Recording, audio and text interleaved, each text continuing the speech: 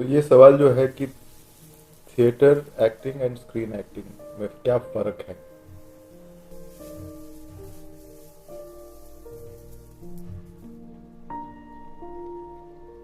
अ, मैं I think मैं जिनको बहुत बड़ा एक्टर मानता हूँ और मेरे फादर के बहुत ही कामयाब स्टूडेंट्स में से एक हैं श्री नसीरुद्दीन शाह साहब।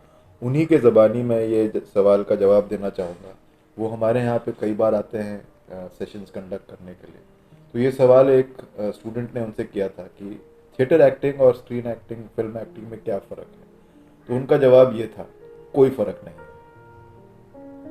और जब उस तरीके का कलाकार ये जब इस सवाल का जवाब उस तरीके से कहता है तो हम उस चीज़ को लाइटली नहीं ले सकते हैं, क्योंकि उन नसीर सर हम सब जानते हैं कि जितने अच्छे थिएटर के एक्टर हैं उतने ही अच्छे स्क्रीन के एक्टर हैं। जहाँ तक मेरा मानना है, I think he is extremely more effective on screen because the way he conveys his emotions on camera, especially when the camera is in a close up or in a closer to him, the emotions which he conveys just through his eyes and the feel which he is going through is sometimes missed out in theater, because for the simple reason that not everybody gets to see him up front in theater. So when a well appreciated and a well established and a extremely legendary actor like him says कि कोई फर्क नहीं है, तो we should accept it. जहाँ तक मेरी limited खुद की एक्सपीरियंस और नॉलेज की बात रही, तो theatre acting is more illustrated, it requires more mannerisms, it requires more projection of your voice, because the audience is at a distance from the actor. So the actor has to reach out to his or her audience, which requires them to sometimes be illustrative or be demonstrative of their emotions. Whereas acting for screen requires all of that to be done in a more subdued and a more real like manner, because the audience comes as close as this to the actor.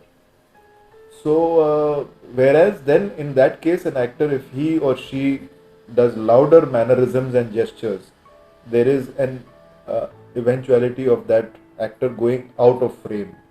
Right?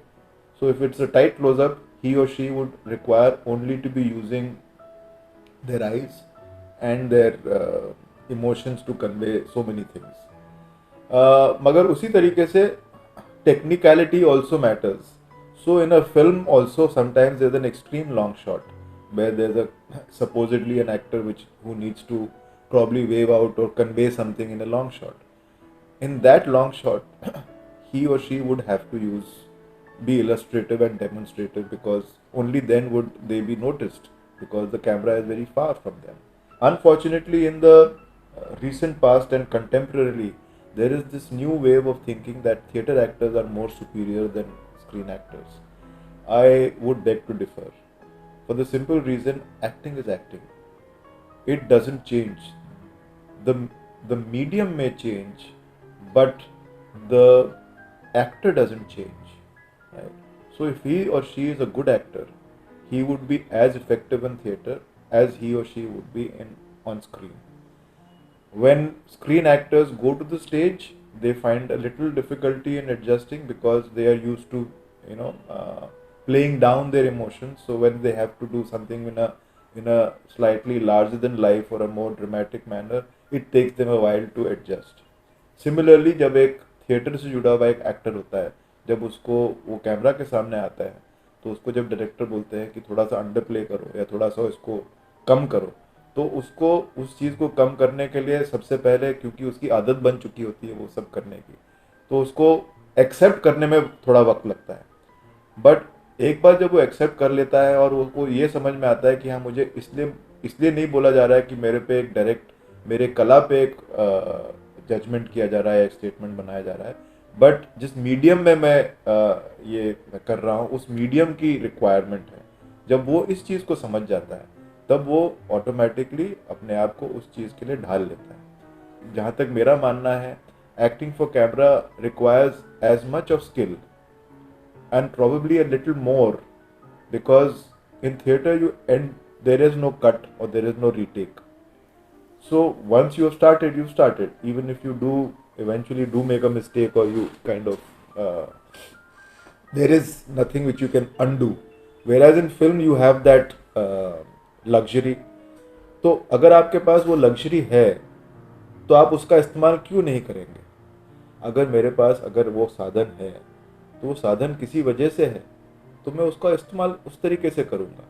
तो अगर मेरे घर में गाड़ी है तो फिर मैं गाड़ी का इस्तेमाल करूँगा जहाँ पे अगर मुझे कहीं जाना है। तो उसी तरीके से अगर एक एक्टिंग फॉर स्क्रीन में you have the facility to be able to improve your performance और to better your performance when the same thing which is done in a master shot जिसे कहते हैं, जिसे एक्टिंग या डायरेक्शन या film के technology में वाइड शॉट कहते हैं। वाइड शॉट, और उसी वाइड शॉट का जब एक क्लोजअप बनता है तो वो एक एक्टर को रिक्रिएट करना पड़ता है उसी इमोशन को। अब उसी इमोशन को, अब वो वाइड शॉट और क्लोजअप शॉट लगने में शायद कभी कभी 2 या 3 घंटे का अंतर हो जाता है, बिकॉज लाइटिंग में टाइम लगता है या बाकी सब चीज़ों में टाइम लगता है। तो एक एक्टर ने जो चीज़ 2 घंटे पहले की हो, उसको उसी ईमानदारी और उसी फीलिंग के साथ 2 घंटे बाद करना हो, उसमें भी एक कला की ज़रूरत है, उसमें भी एक समझ की ज़रूरत है। अब एक्टिंग फॉर स्टेज में आप देख लीजिए, जितने भी आज नामी एक्टर्स हैं जो स्टेज से भी आए हैं, उन्होंने उतना नाम, जब जब तक वो स्टेज से सीमित थे, उनकी इतनी पहचान और उनका इतना नाम नहीं बना था। उनका नाम और पहचान तभी जाके बना जब उन्होंने कैमरा के सामने अपनी कला पेश करने का उनको मौका मिला। तब जाके उनको एक पहचान मिली, तब जाके उनको एक सफलता मिली, और तब जाके वो पॉपुलर भी हुए। इवेंचुअली आपको अगर एक लार्जर ऑडियंस के पास, आप इवेंचुअली तो आप एक्टर बनने आए हैं ताकि आपको एक ऑडियंस के पास पहुंच सके आप, तो एक लार्जर ऑडियंस के पास पहुंचने का जरिया है camera. Acting eventually is acting, whether you act for the screen or you act on stage, you still need to be as sincere, you still need to be as hardworking, and you still need to be as honest to your work as anybody else would, whether it's acting for camera or acting for stage.